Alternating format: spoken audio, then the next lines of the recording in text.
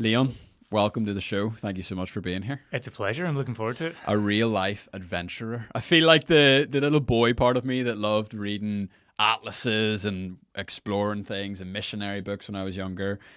That part of me is very, very excited to sit down with you today. So yeah, thanks for being here. No, look, it's always a pleasure to talk about it. And I'm the same. I grew up reading the stories of these great adventurers who went off and did things, and I still have to pinch myself sometimes. That's what I use for a job title. Well, we often ask people like, what was one of your first or earliest memories? So if you kind of cast your mind back, would love to know like what's kind of the formative things that stick out in your head. Oh, that's a big question to start off with. A lot of my early memories blend into one, but in a good way, because where I grew up, the first couple of years we moved around a little bit, but I was mostly up on the north coast, on a farm, just outside Castle Rock and Ardiclave, those wee places up there. And there was some woodland behind the house, and there was a river that ran through it. It just ran, this little creek, ran through the middle of that, and we had a swing over the top of it, a sort of terribly built thing that would, I don't know how our parents let us use it, because it's the sort of thing that would drown a child instantly, but those were different days maybe. So, my earliest memories are sort of looking at that swing and trying to get brave enough to give it a go.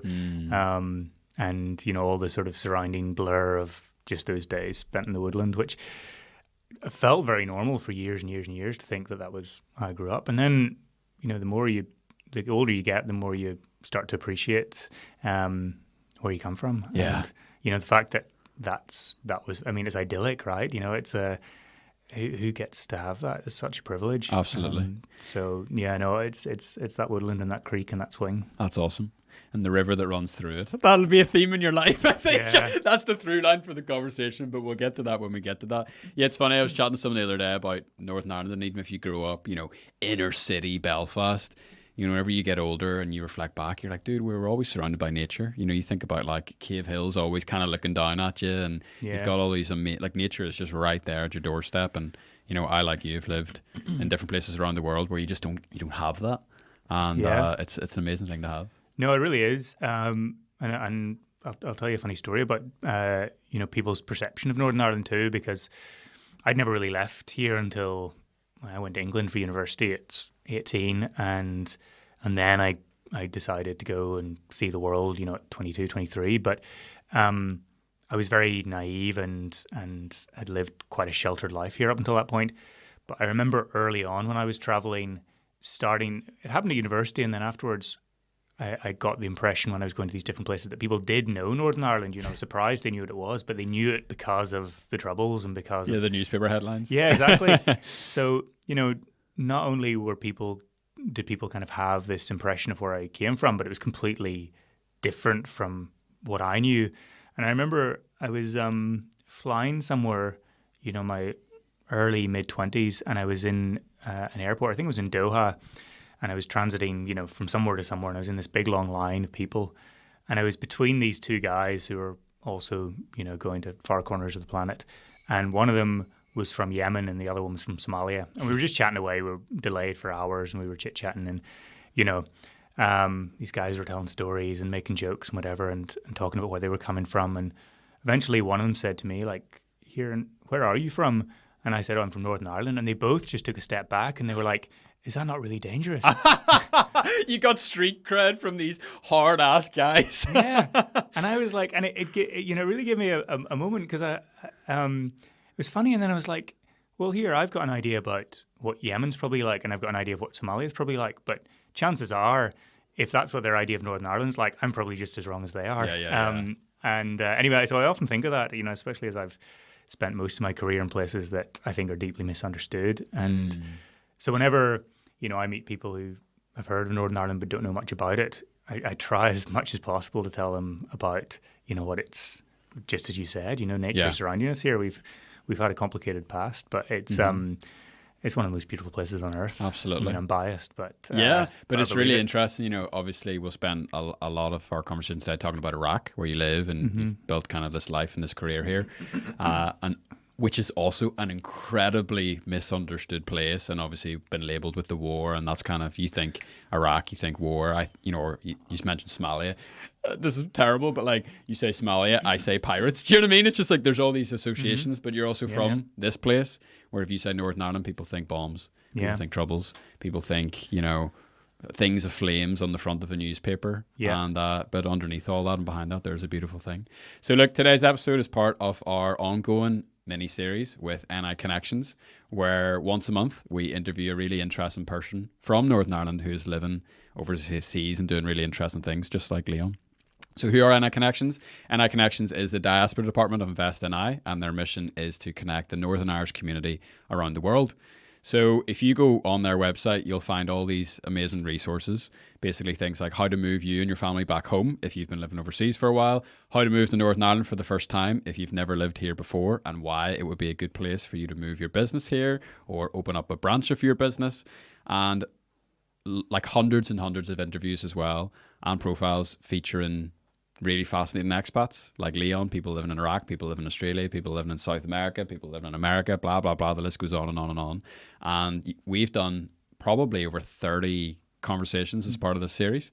And it's given me the chance to meet like the craziest people you could ever imagine doing interesting things. And I'm delighted that we were able to do this in the studio today, Leon, because we'd be doing this down like a wee tin wire remote interview.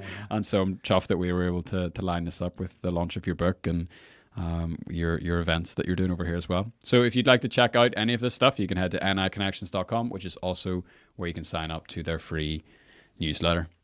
So Leon, how do you go from Northern Ireland to Iraq? Give me, in as short or as long a version, those stepping stones. Yeah, I mean, it's hard not to reverse engineer it a little bit, and because if I really think honestly about it, it's just completely organic. It was certainly never the idea to end up in Iraq, but it was also just never the idea. I never had an idea. I went, like I said earlier, I was very lucky to grow up here, and I was always surrounded by nature and the outdoors, and I was very comfortable in the outdoors, and I appreciated it. My mum in particular was, a real kind of hiker, and loved the countryside and sort of understood the countryside, and could name the birds and the plants and sort of had an appreciation for it. But it was all on a small scale. And by the time it came to going to university, I sort of loved where I was, but I was getting the sense that there was more out there. And at the time, I remember trying to think, how far away can I get from here for this next experience in life? Not because I hated it, but just because I wanted something really different. And I sort of looked at the universities I could go to, and I got a mathematical compass and would draw these circles from my village. And the furthest place away was the University of Kent in Canterbury. And so I thought, great, I'll go there. But, the irony of this looking back now is it was the furthest place away in the United Kingdom. Yeah.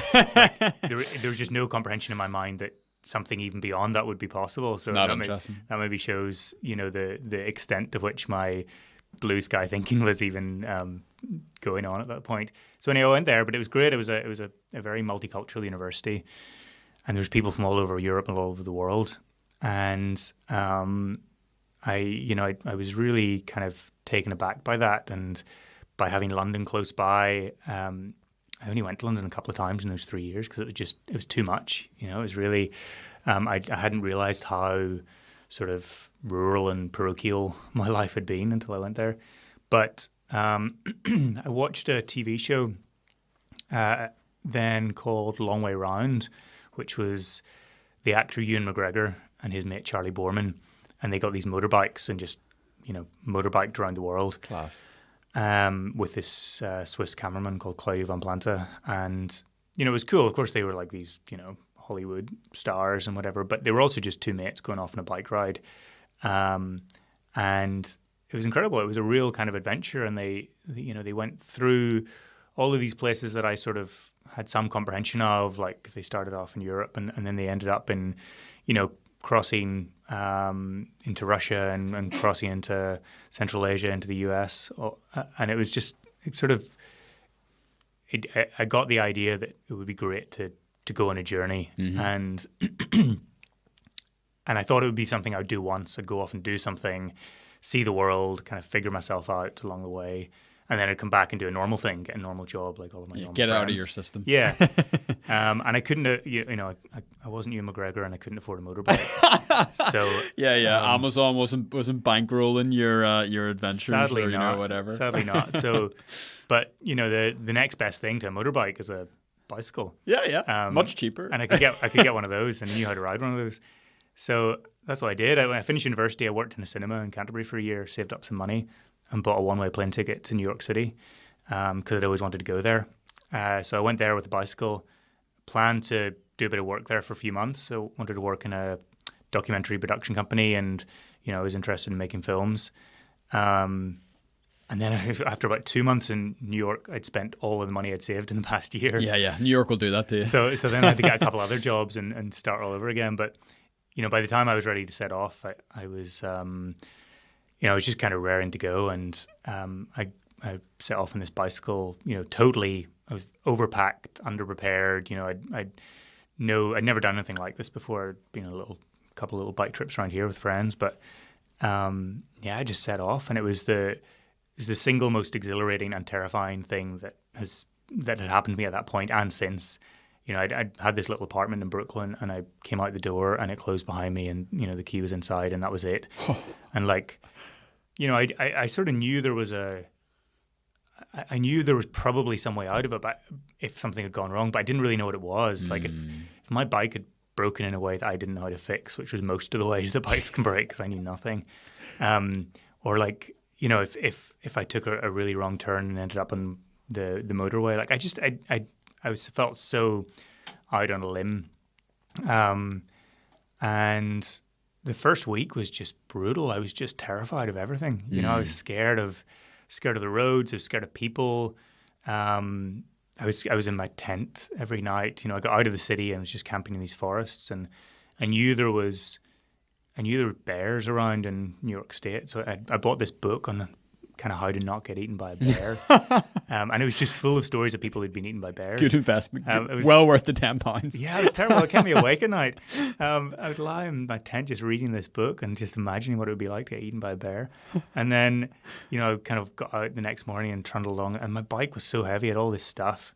I brought, I like to read, so I brought all these books. I had 9 books. Oh, I think. brother. Brutal. 4 of them were hardback because I didn't want to get rid of them. I had a mandolin on the back. I didn't want to take my guitar, but I thought I'd miss music, so I brought a mandolin. Nice. But I could barely get this thing up hills. And anyway, so that first week was just, it felt like everything I thought I'd learned in life through school, through university, through working for a year, through living in New York City, like none of it compared to being out on my own, on the road, on a bicycle, with every single decision that I made having immediate and severe consequences to the quality or duration of my life. And it was that's kind of how you learn, right? And so that we're getting to Iraq.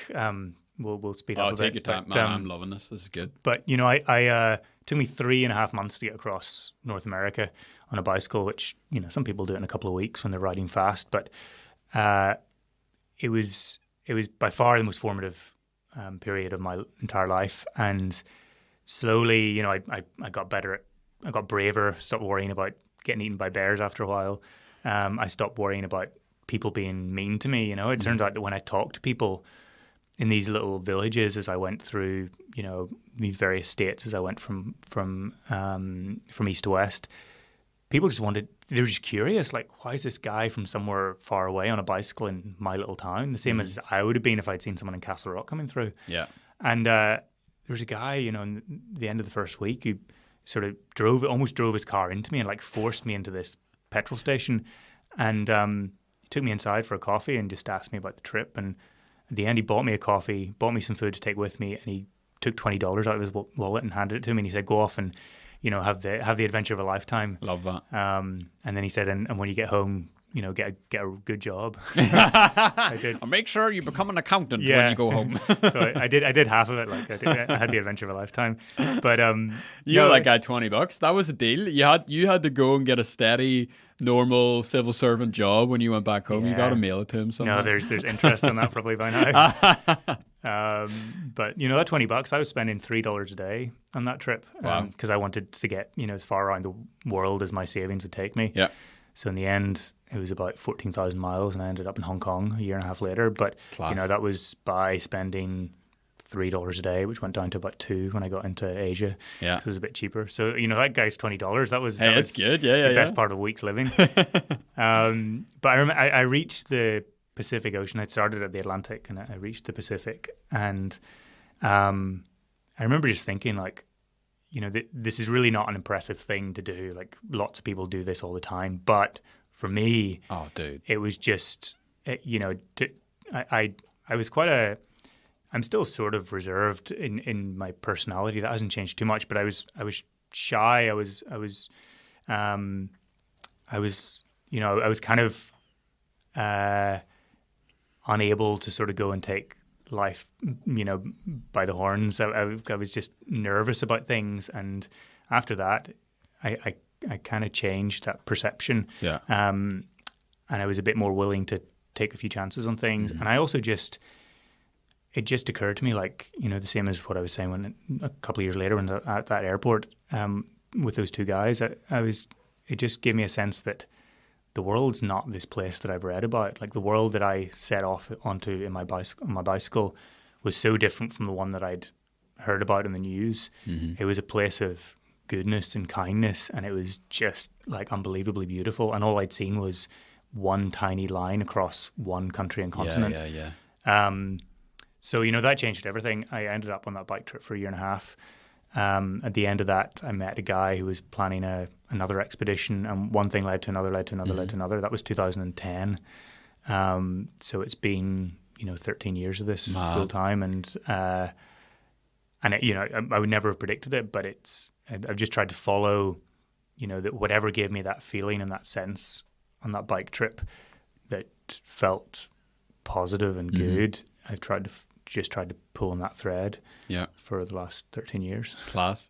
So that initial trip across America, how old were you whenever you let the key swing in the door in your Brooklyn apartment? Roughly. I was, a year after university and then a year after that. So I must have been about 23. Interesting. Yeah. Was there any sort of sense either before or after that trip that in some ways it was like something like a rite of passage or like an initiation of some sort? Yeah, I mean, certainly afterwards. And at the time, I don't know, I think at the time you don't necessarily realize these things when you're in them. I guess I knew it was a big deal, but I didn't think of it as a rite of passage because I didn't really understand what that would mean or where the passage was going to take me to, Yeah. But in hindsight, absolutely. And then I wrote, my first book was about that ride across the US, which I wrote a couple of years after. And as I reflected on that in the process of writing, I could just, see me turning from one thing into another thing. And I could also see the way that I viewed the world and the things I wanted to do and the values I had shifting as well. Yeah. So in many ways, writing the book was it was the second phase of the rite of passage as much as the journey itself was. It's really interesting, like just while you were talking, I was thinking through like the reality that a lot of times in my life where I've experienced any sort of growth or maturity or like moving from one season to the other, there's an element of like physical challenge involved. I even think when I'm really young, like Duke of Ed was massive for me because I was like a wee tiny, never up the mountains, not an outdoor hikey type family at all. And sort of like go, do something crazy like camp for 4 nights. Whoa, it was massive for me at that time. And then there were kind of like bigger versions of that as I kind of like progressed through life. Like I spent some time in Nepal and that was kind of like the next level. And it's interesting that those, I'm picturing you on the bike and you're having to dig deep and you're having to discover grit and resilience just to kind of make it through the day. And then, as you say, there's things that you can almost draw on for future seasons of your life, whether it's adventuring or personal crisis or whatever. They're really powerful and kind of lacking, I would say, in the culture that we're a part of now. Yeah, I mean, I always think that doing something like that is a really important part of life, and I suppose in some ways, as I get older now, too, I'm able to reflect maybe in a more sort of circumspect way, and also to think I was lucky. Like, I didn't have a lot of challenge and trauma in my normal life. Lots of people just have that without choosing it, and especially now. I lived in Iraq for 4 years. I've been working in the Middle East for 7 or 8. Everyone around me is growing up with severe challenges just to get through. So they probably don't need to go off and have an adventure and ride across America to learn what resilience is. Do you know what I mean? But so it comes from a place of privilege, and I've really learned that too. And the privilege is not like what I used to consider privilege being, of having loads of money or big houses or coming from, great wealth and security. It's just simply having any sort of stability and like, the being born where I was born at the time where I was born. It was amazing. So, I've thought a lot about that too, about what adventure means in this day and age and who gets to choose it and who doesn't get to choose it. That's really fascinating because, one man's human-powered trip across a continent is the adventure of a lifetime, and it's another man's refugee story. You know what I mean? It's really, really interesting. Never would have thought about it like that. No, it's so we'll maybe get around to this too. But one of the things I've been doing in Iraq, I live in a city called Erbil in the Kurdistan region in the north of Iraq, and since that bicycle trip, I became a writer and a journalist and told stories in various ways. And I also started creating hiking trails, reimagining old walking paths that had been in certain parts of the world for thousands of years, that shepherds had used, that traders had used, that pilgrims had used, and kind of bringing them back to life as sort of contemporary tourism projects for different reasons, which you can talk about if you like a bit later on. But the point I was going to make is, it's where I am is in Iraq is a place where lots of people have left over the last 50 years and still continue to leave to seek a better life, and they end up making these quests, these odysseys, journeys across Europe. So one of the things that I've been doing when I live in Iraq is I live in the Kurdistan region in the north, which is a very mountainous, very beautiful area, and we've been creating a long distance hiking trail there, and I've been doing that for a few years now. I wrote a book about the emergence of hiking trails in different parts of the Middle East, and really what it is reimagining ancient trails that have been there for different purposes that shepherds have used or traders have used or pilgrims have used. And it's about taking those old pathways and reimagining them as a tourism development project that can, bring money into the local economy and create a sense of, civic pride in areas that have experienced a lot of conflict or challenge or whatever. But, the point I was making with that is just that, I work with this team of people in the Kurdish region of Iraq who are helping to create this trail and who are walking, reimagining this place from a place of refuge to a place of recreation. But meanwhile, they have relatives who are also, actively seeking a new life in Europe and are kind of heading out across the Middle East into a new continent. And so it's I think the way that I think about adventure and what that means has changed so much in recent years. And it's such an important thing, and it's not something that anyone should ever feel guilty for doing. I think that's another key point too. But I feel so fortunate to have been born where I was born, to be able to do the things I do. I wouldn't change any of it, but also to have that kind of awareness of what it means to different people to think about these things like resilience, like endurance, like challenge, like adventure. So, that's just part of the process of getting older, I suppose. Like from a linguistic perspective, like is there, because what I'm kind of hearing you say is that, for some people, adventure is something that you opt into. And for other people, adventure it's not something you opt into. It's more like survival, or it's more like you have to do this. And it involves, quote unquote, a huge adventure as part of it. Is there, would you give different words for those two different things? Is there even another word? I mean, a lot of these words, a lot of the language around this is quite loaded. Like, even if we think about exploration, right? I would struggle to ever call myself an explorer, but given what I do, it's often a word that's attached to the sort of work I do, and I don't mind it. Like, I like it. It's cool. It sounds great. Yeah, it's cool to have on your business card. Yeah, absolutely. I love it. And I think actually exploration is a really important thing in this day and age. But there's also still, the term explorer, the idea of it is still loaded with this kind of colonial idea of white people going off, planting flags places, claiming places, causing problems. So, I think the language around this stuff is difficult, but the sentiment's probably easier to make clear. And I guess I had kind of two distinct phases to my adult life and career, I suppose. The first was quite inward looking, like that bike trip was very much about me.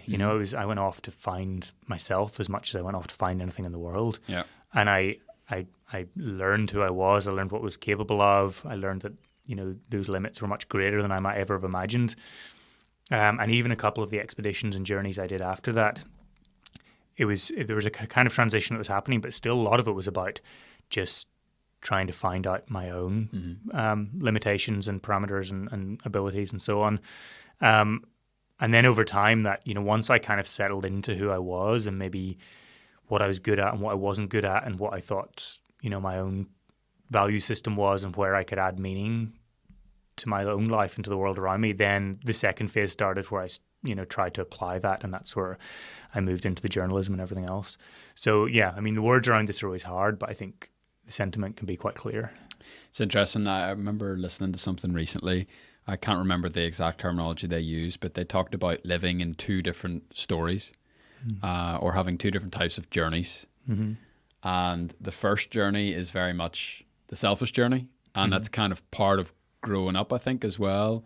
That's kind of what the teens and the 20s are loosely about. And then I think there is this shift where you at least have the invitation to be part of a bigger story, and that story is, adventuring, journeying, fighting on behalf of and for and with other people. So it's not just about you. It becomes bigger than your own story. And I think that's really, it fires me up anyway. So what is that kind of bigger story that you find yourself a part of that's no longer just about you? Well, what I discovered, what I discovered when I started making a habit of these long journeys, was that the places I ended up going to, because I was choosing to move under my own steam, so after cycling, I walked across China from Mongolia to Hong Kong, which is about 3,000 miles. Yeah, I love in your bio, you've traveled over 50,000 kilometers by human power in the last decade. Yeah, it's phenomenal. Well, Just phenomenal. It's a long way. I mean, that's what happens when you don't get a real job. But so it's a lot of it's been done a lot of cycling and a lot of walking, kayaking. I've traveled with horses, which is not strictly under my own steam, but it's actually harder than yeah. Well, you got to hold yourself upright. Yeah, exactly. And I like moving slowly. I find that it connects me to places more. It connects me to a landscape more. I understand the physicality of the place more. But it also, the way in which you meet people if you're traveling in these slower, more humble, vulnerable ways is very different to if you turn up in a Land Cruiser or a truck or whatever. People just respond differently. If you turn up with a backpack on, most people in the world will want to look after you. They'll want to reach out and help you somehow, and that creates an instant connection. And therefore, if I want to hear their story, hear where they're from, hear what their hopes and dreams are, I'm much more likely to get that if we have this more intimate connection straight off the bat. There's something about humility in there that's kind of interesting, where there's something very disarming and humble about a guy with 2 feet and a backpack, his whole life on his shoulders, as opposed to, like you say, rocking up in the 4x4. You know what I mean? They're two very different postures. Yeah, I think it's disarming, and certainly in lots of parts of the world, people can't understand why you choose to do it, because the natural, again, it's an idea of privilege and comfort too, right? Like, we've got to the point in the West, let's say, where many of us are able to choose to go off and enjoy ourselves recreationally by finding hardship, by, walking in the rain for hours on end. Whereas in a lot of parts of the world, you only walk because you can't yet afford a donkey, or you use a donkey because you can't yet afford a motorbike. Yeah. Or use a motorbike because you can't afford a car. It's funny. I was actually thinking about this morning. I'm really into rucking at the minute. So the book that I said to you before we started recording, The Comfort Crisis, he talks a lot about it. And rucking is just basically carrying weight on your back in some sort of a backpack, kind of military origins, and now it's kind of like having its little fitness craze moment.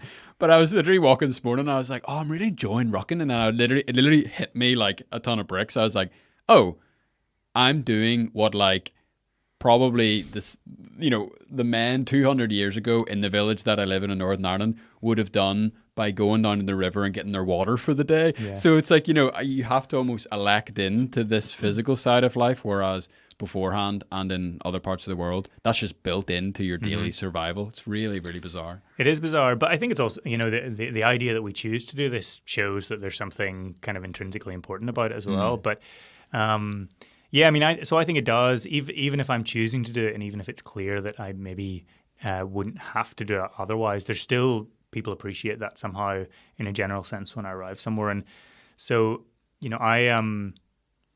I like that, and I find that I understand the way that media and news gathering works, how it does, and the sort of headlines we have, the things that our news focuses on. And I'm kind of proud to be part of this wider journalistic community who do that work really well. But there's a lot of spaces in between that news and in between those headlines, right? There's it's like I said again about Northern Ireland at the start. People, there's no way that somebody from somewhere else could really understand the layers of life beneath the headline.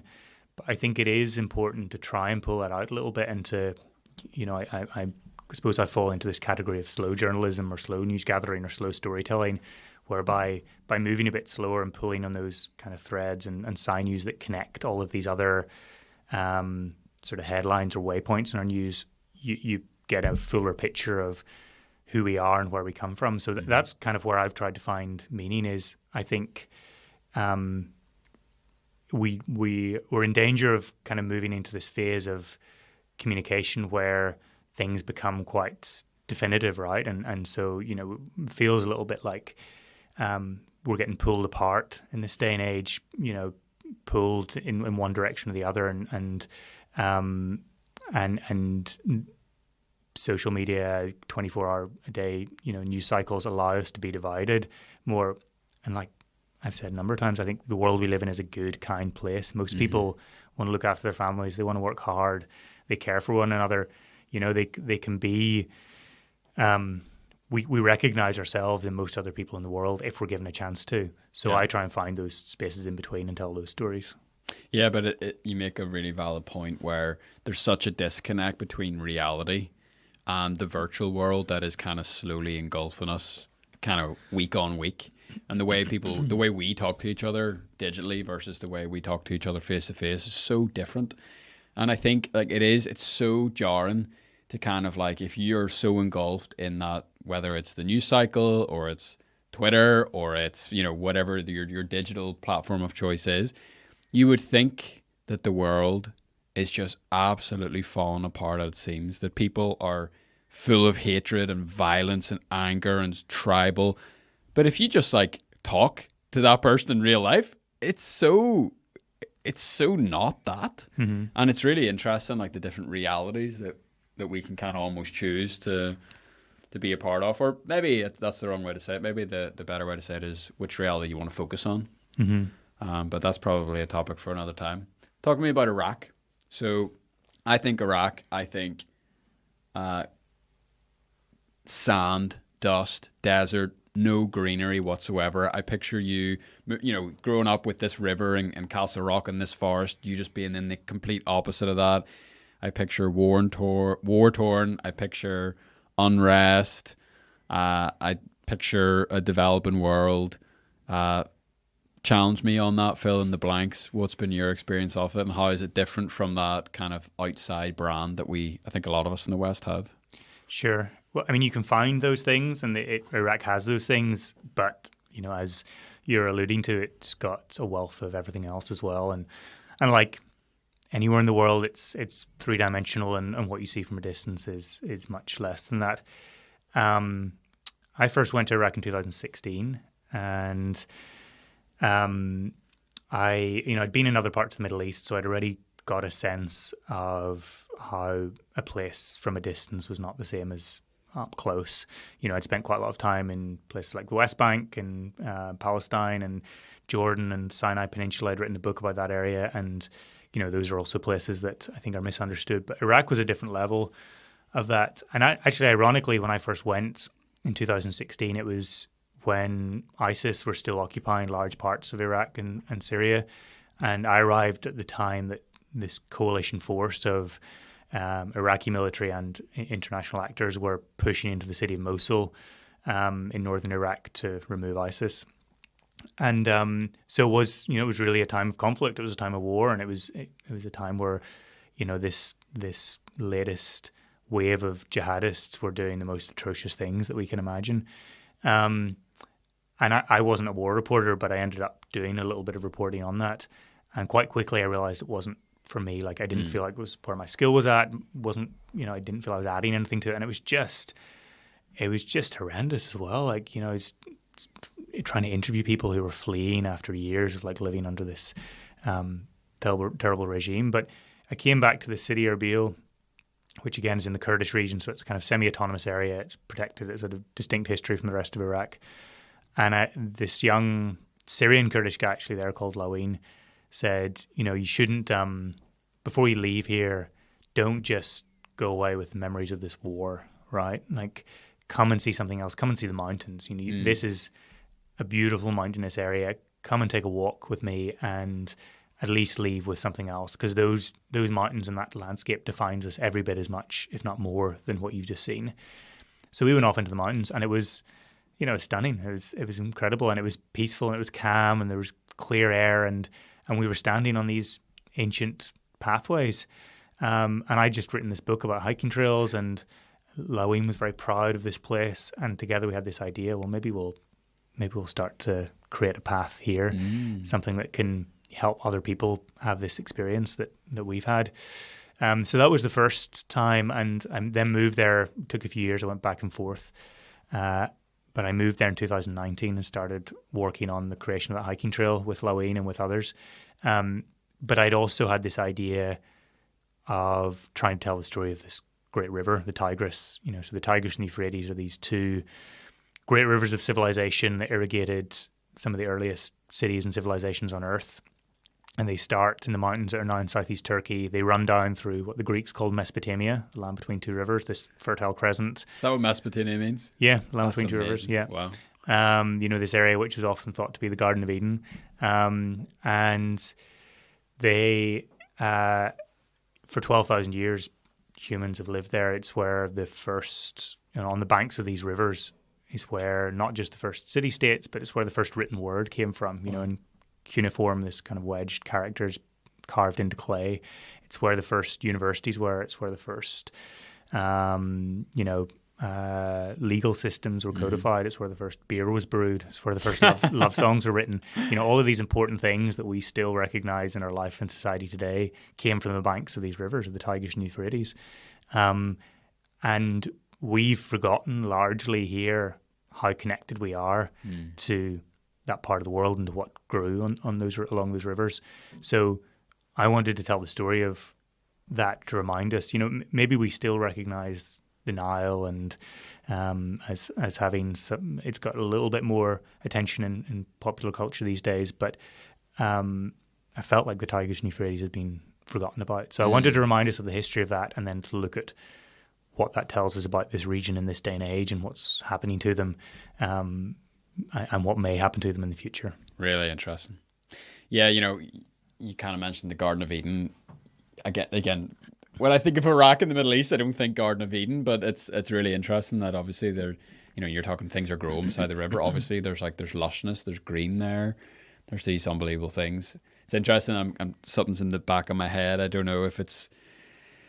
I lived very close to a Jewish neighborhood when I lived in Manhattan, and if I think back to one of the rabbis always talked about, what was the river that was in the Hebrew Bible? ran through Eden, Pishon or something like that. Pishon and Gishon. And it talks about like is gold being in it or something like that. Well, these are the 4 rivers of paradise: Pishon, Gishon, Tigris, and Euphrates. Wow, those are the 4 rivers. Yeah. Wow. Yeah. So that's why many people believe that this area in modern day Iraq is the Garden of Eden, is because, of course, there's no way to actually trace. You can trace where some of those rivers are today, of course, but you can't prove where that garden was meant to be. But there's various theories, and one of them is that it's the marshlands in southern Iraq. So you have this huge, vast wetlands in the southern part of Iraq where these 2 rivers come together. And they were about 7,500 square miles in extent at one point, a completely unique area of biodiversity and a habitat for all these bird species and fish species. And there was a unique culture that lived there that people called the Marsh Arabs, they built their homes out of reeds on these floating islands. They live with water buffalo, and for 5,000 years that way of life's endured and still does today. And so there's an idea that is one of the most likely destinations for this idea of the Garden of Eden. It's really, really fascinating. So the title of your book, Wounded Tigris, A River Journey Through the Cradle of Civilization. Love that word, cradle. Why wounded? Talk to me about that.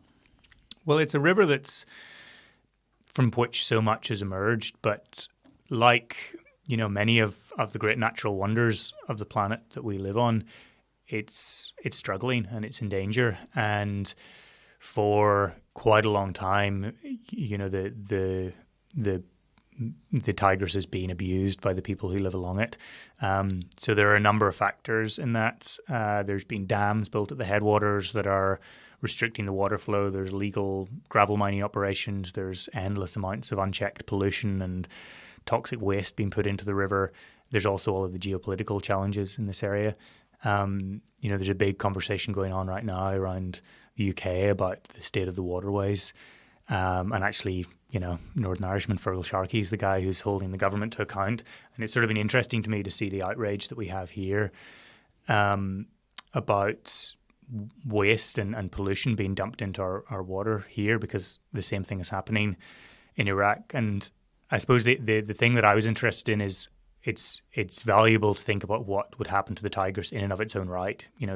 These 2 rivers together, there's maybe 40 plus million people who live in their watershed. So if they no longer have their source of life, what's going to happen? Wow. Like, people are going to move. You're going to have this huge crisis of people leaving where they're from and heading elsewhere.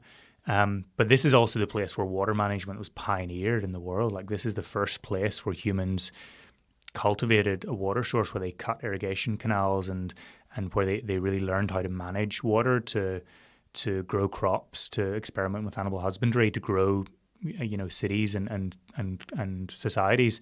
So if we can screw up water management in the place where it first came from, we can probably do it anywhere. As humans, we're capable of the most amazing things, and we're capable of the most amazing stupidity. Yeah. So I also, as well as telling the story specifically of that river, I want it to be like a canary in the mine for this is what's happening to our planet, and part of it is climate change too.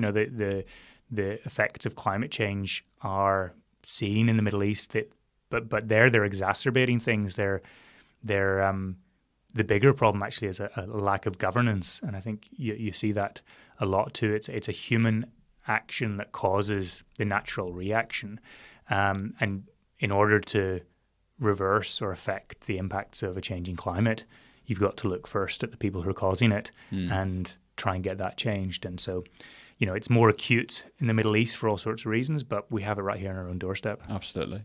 It's interesting, locally, and again, live in a small village in County Down, and the big crisis that we've been facing recently is there's just unexplainably all this oil being dumped into the river.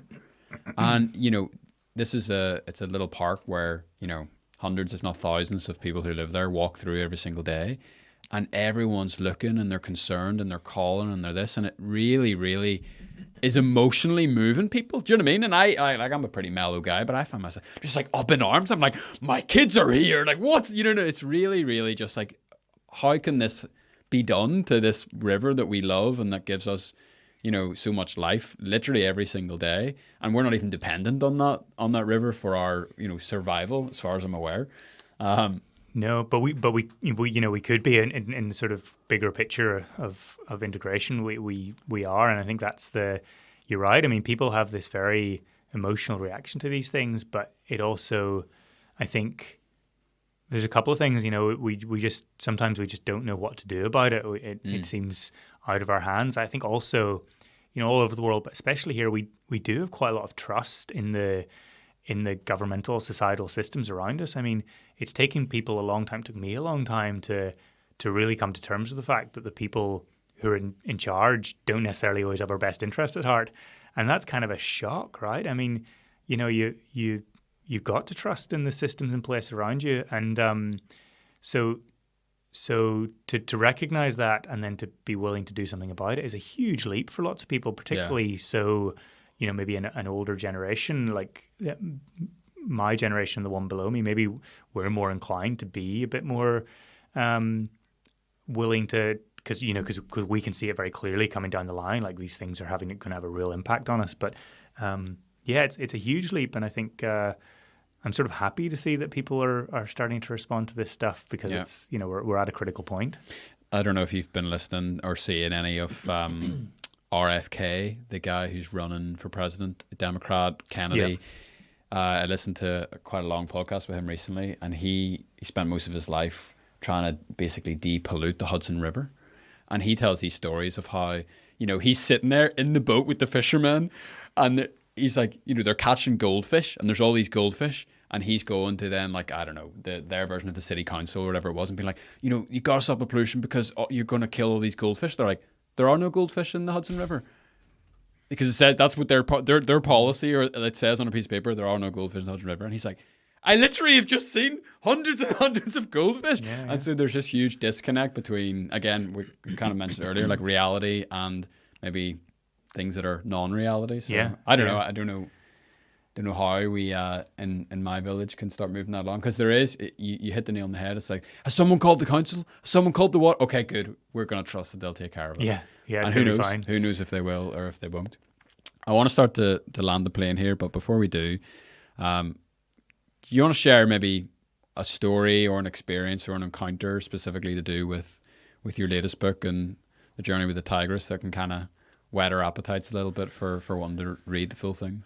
Yeah, well, I mean, look, there's so many. I suppose there's lots of different kind of threads to this story, but it's a place which, like I said before, does hold a lot of the history of the world, and a lot of that is still unknown because of the recent history. So because the decades of conflict, but there's a place in the middle of the Tigris, around a modern town called Shirkat, and it's beside it is the archaeological site of an ancient city called Ashur, which was the where the Assyrian Empire emerged from, who 3,000 years ago were the most powerful empire the world had ever seen. Controlled huge swathes of territory, and were a vast and efficient and brutal empire, and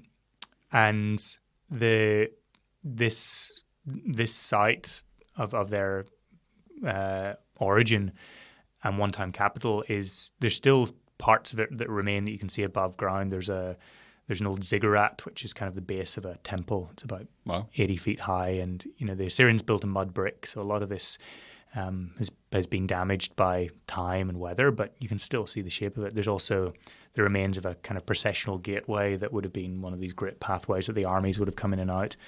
And there's lots of tablets with this cuneiform writing and other artifacts that come out. Now, this site sits on the banks of the Tigris. 85 to 95% of that site has never been excavated. Wow. Simply because there's never been enough stability in Iraq. There's never been enough funding. There's never been enough interest. But, you think about how much we've learned about ourselves from the ancient Egyptians, how much we've learned from the parts of ancient history in the area of Iraq that have ended up in the British Museum and so on. But there's so much that's still under the ground, and that's kind of the story of Iraq, is so much of it is still lying there waiting to be discovered. So there's kind of that side, and then the flip side is just like, all the way along that river, where people who had never, got no prior connection to us, we turn up in these little boats and we're like, I'm writing a book about this river, can you tell us a story? People from many different, Iraq was once a place of great coexistence and diversity, ethnically and religiously. It was a place that was very, very diverse. And wherever we ended up, people would just bring us in. They'd just sweep us off the river, take us into their home, feed us, give us a place to stay, make us tea, and then eventually after all of that, they'd kind of say, so what are you doing? Why are you here? And it was never, it was always just a gentle inquiry. And I was amazed by this because this were people who had the means to host us, these kind of tribal sheikhs, these tribal leaders who had resources, but then there were just people in villages who'd lived, people my age in Iraq went through kind of, the time of Saddam Hussein, into the Iran-Iraq War, into the Gulf War and all the sanctions after that, which, crippled the country, into 2003 and the American invasion, into Al-Qaeda, into all the sectarian warfare, into ISIS. Like, that's people my age. That's been their whole life. And they're trying to imagine a better life. But it would be so easy for them to hold animosity towards foreigners, particularly people who, I've got a British and an Irish passport, but, I'm traveling there, let's say, as a British citizen. Sure. Be so easy for people to hold animosity towards someone like me. And I didn't encounter any of it anywhere. Wow. Like, all I encountered was the exact opposite of that. And, there's any number of examples of that I wrote about in the book. But I think I always try and hold that in mind, that is what my friend Laween said when I first arrived in Iraq and we went off to the mountains. No one thing defines a place or a people. You can have the good and the bad, but you've always got to remember that these things exist in parallel. And I always think to experience any of this myself was a privilege, but to be able to write about it and try and share it with a wider audience, that's a responsibility. And I know, and I've loved doing it. Brilliant. So kind of circling back to Northern Ireland then, you've kind of, you've gone off on these various journeys with various different motives in different places and all these sort of things. How has your perspective or your attitude towards home changed? It's tricky. I mean, I think about it quite a lot. I suppose the first thing was a recognition of what home is and how lucky I am to have a home, to somewhere that I really can consider a home. And although I've decided to bugger off for, most of my adult life, I adore this place and I'll always come back. So, I appreciate that. I appreciate the stability that we have here, even though it might not seem like it, when you're in the midst of it, like it is relatively a pretty stable place. But it's also, it's home is as much family and community, and I'm lucky then to have different homes around the world of different communities that I've sort of forged in new places that I've lived. But there is something about, here where I'm from, where my formative years were, that I'll never find anywhere else. And I think when I was a bit younger and I had sort of bigger ideas about getting away and going places, I got frustrated about things like the weather here. I got frustrated about things like the politics here and feeling like it was just really narrow-minded and actually, you get elements of all those things everywhere. But this is the place that, this is where I was born. And if I don't like those things, maybe I should try and do something about them. I'm not going to change the weather, but maybe there's something else I can do here. So yeah, the older I get, the more proud I am to be from here, I suppose. It's really interesting. Like, one of our favourite quotes is to do with the Best of Belfast is the grass will always be greener unless you water what is around you. Mm-hmm. And nice. I really, really, really love that. What's something like quintessential Northern Ireland for you that, like, the brief times you are back home, you just love to do, that it just kind of, that you can't do anywhere else. You know what I mean? You're like, I want to do this thing because I can only do it here, and it just makes me feel so good. Yeah, what is that? I mean, I suppose, you know, I can go to the seaside anywhere, but I can't go to the beach downhill and you know, Castle Rock, because there is something special about that. There's something special about like getting into the freezing Atlantic cold in the rain and enjoying yourself. You know, there's something weird about that, but I love it. And it's like there's no way to explain it to other people, but when I'm away from home, I've been lucky to have like some of the best food in the world, you know, and some of the worst food in the world on my travels. But I come back here and I just, you know, I want to eat Vita bread and I want to eat potato bread and I want to eat soda bread and I want all these things that like I never would have thought I'd be in the mountains of Iraq dreaming of these kind of, you know, sort of Northern Irish, like, because our cuisine is not the grandest in the world, but there's those little things that are just, they're sort of emotional hooks, right? You know, so when I get back, I want to have those things. I want to just go to the beach. I want to like walk up and down Coleraine High Street, and just because it doesn't change much. So it's kind of more like plugging back into those things that remind me of being younger here. And in some ways, I'm grateful that it hasn't changed that much up there because I can still do that. Absolutely. Final question then, landing the plane for real this time. And this is a kind of, you know, pause and don't say anything for 10, 20 seconds and kind of just come. Whatever stirs in your gut kind of first is what we're looking for, because there's no real right answer to this. And you'll be driving down the road, or you'll be hiking through Iraq, and it will kind of hit you. You're like, oh, actually, no, that's the real answer to this. Really simple, Leon. What's the kindest thing that someone has ever done for you? One of the first things that kind of jumps up at you. Yeah, there's sort of 3 or 4 things that jump out. So I'll just choose one of them. But you know, really, if I had to choose one theme of my work in the last 10 years that I like to focus on, it's kindness. You know, it's kindness of strangers, because that's what's kept me quite literally alive at times, and it's certainly what's kept me going and kept me enthused. It's just endless kindness to strangers. But I think the one that what one jumps out? Geez, there's like, you know, that guy giving me that $20 in America was epic. I mean, it really was, because it just, you know, it kind of hit me in the gut when I was really unsure about the world. I think there was a guy, I think you'll probably like this. There was a guy, I was walking, the second book I wrote was about walking through the Holy Land, you know, kind of from Jerusalem in this big 1,000-mile loop. Not the neighborhood in the Queen's Quarter, then. Not that one. The other one, the less famous one. So you know, I was kind of walking through this area, and I was in southern Jordan, and I was kind of really, I was, you know, exhausted. I'd been walking for a very long time, and I was trying to get to this next town where I knew there was a little hostel or something I could stay in. And so I'd been walking kind of 15, 16 hours, and there was a village just before the town, and I came through, you know, really beaten up and kind of, I think I'd run out of food and I didn't have enough water and that sort of thing.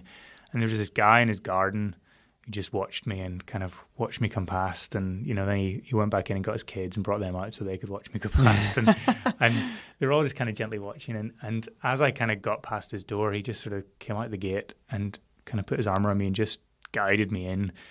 And I was, you know, I didn't really know what was going on, but I was like, sure, why not? And so he just brought me in. He gave me some food. You know, his wife cooked up some food for me. He kind of showed me an area in the ground where I could sleep. And then he said, you know, what are you doing? Like, why are you here? It's so interesting to me that question comes so late into the encounter, because I feel like here in the West, that's the first thing. It's like the filter. It's like, let me suss out who you are before I can engage with you. Yeah, and it's very purposefully not that. You know, and a lot of it comes from religion too. Like in Islam, the idea is that you would host and look, you would feed and clothe a stranger for 3 days before you would ask them any personal questions about themselves. So, and this goes way back to in all the Abrahamic traditions.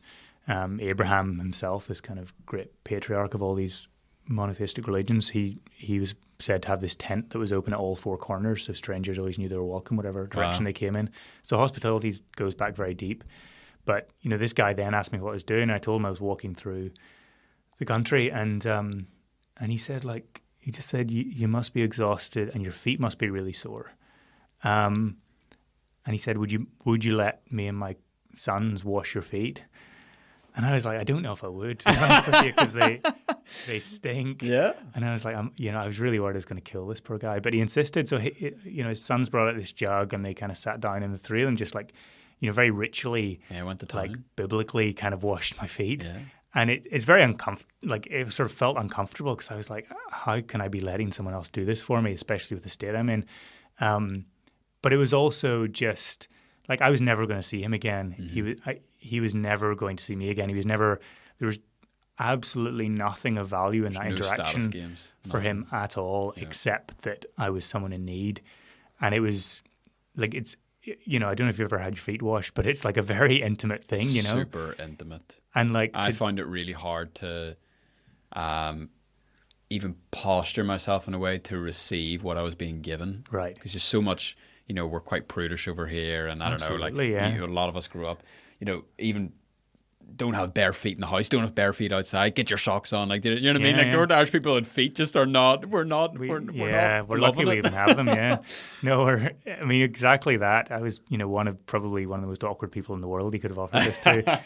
But no, it was amazing. And it was just, I stayed there that night, I left the next morning, and I just thought, like, that is just true kind of kindness, with absolutely no expectations in return.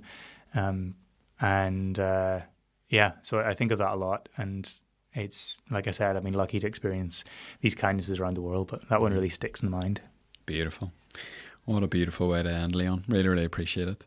Thank you so much once again to NI Connections for making this episode possible. Like I said at the top of the show, if you'd like to subscribe to their free email newsletter to find out and discover some amazing people from Northern Ireland like Leon who are living overseas, you can check out their website, niconnections.com. It's where you can also find out the rest of the episodes in this series as well. Like I said, we've done over 30.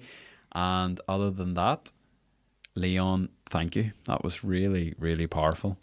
Loved everything you contributed today, and really appreciate you taking out the time to do it. So thanks. No, it's a pleasure. Keep up the good work. Thank you. Random question I'll probably cut. Your eyes are so white. You think so? What, do people ever say that, or is it just the lighting, or is it just today? I'll tell you one thing that I do get a little bit is because like normally if you live somewhere long enough, people are like, you could pass for someone from here, especially if you're a bloke, you grow a big beard and you can easily pass someone from the Middle East. And I always get told, like, no matter, you could live here your entire life, and there's something about my eyes and my nose, and they're like, we would know instantly because of those two things that you're not from here. Fascinating. So I don't know what it is, but Northern Irish eyes, Northern Irish nose, never getting away from it. Very cool. If you'd like to check out Leon's new book, we will have a link to it in the description wherever you're watching or listening to this. And again, it's Wounded Tigress, A River Journey Through the Cradle of Civilization. Thank you so much for spending this time with us. Thank you so much for listening, and we really hope to catch you again next time. Cheers.